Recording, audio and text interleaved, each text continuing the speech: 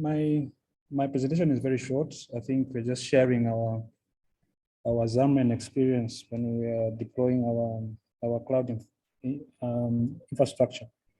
So my names are Henry Simfukwa from ZAMREN. That's the NREN for Zambia. So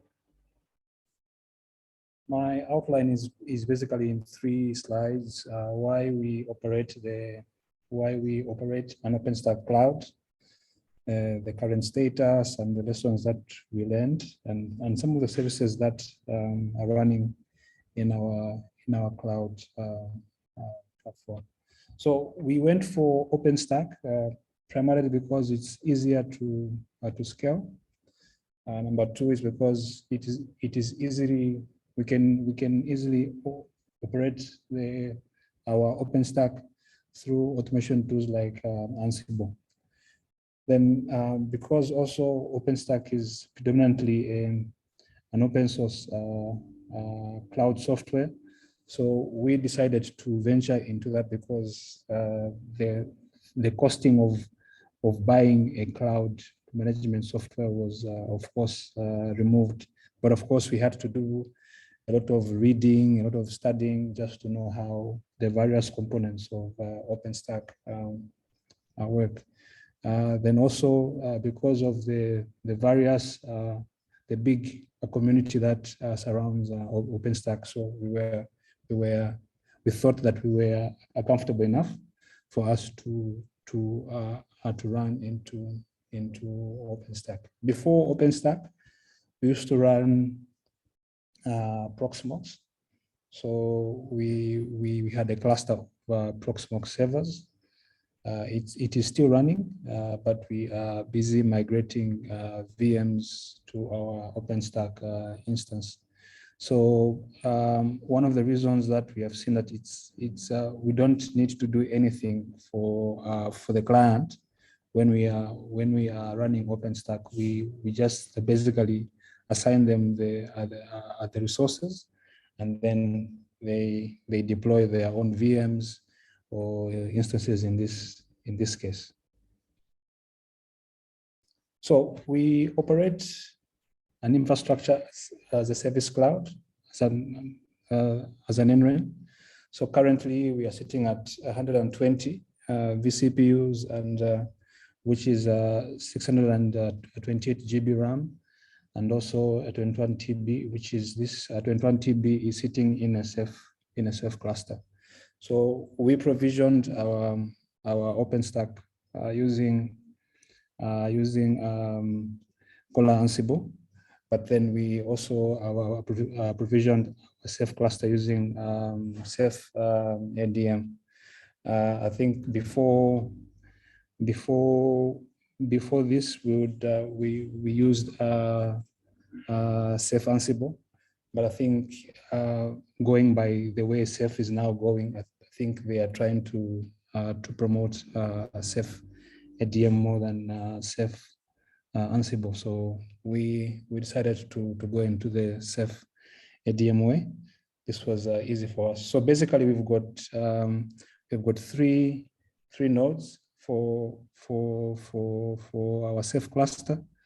Then we've got about 4 nodes for which are purely running OpenStack services. So in total, we've got about 7 servers that in total that form our OpenStack cloud. So some of the lessons that we learned was that you need to plan for enough adequate hardware specifications.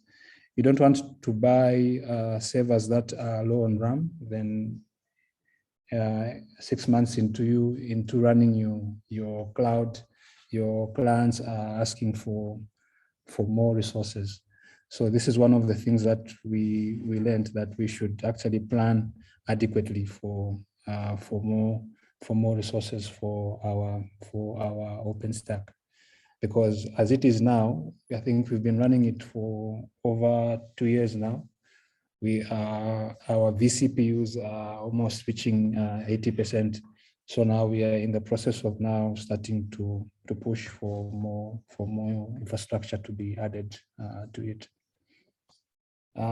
Use servers with a minimum of 4 interface cards, because you don't want, usually you do what we call bonding, so that should one interface card fails, your network within your cloud does not fail. We highly recommend that you look at having a 10G minimum speed between your servers. If you can do 40 or more GB speed, that would be nice. Then also pick a deployment and management tool that you are comfortable with. We played with OpenStack Ansible. We played with Kola Ansible, and then I think we also played with Ubuntu Juju Charms. But I think we settled for Kola Ansible. It was easy for us to use and also to deploy our cluster. Then some of the services that we are running in our cloud, of course, we've got e-learning services. So we've got instances that are purely running Moodle. Then we've got instances that are running eduroam IDPs. We've got instances that are running Big Blue, Batan services. Then, of course, we've got some of our member institutions that they are federated identity IDPs. They are sitting in our cloud infrastructure. Then, of course, they also run other virtual machines that host various services for our member institutions. So, this is our experience with managing running our own cloud as an ZAMREN. Thank you, and over to you, Alex.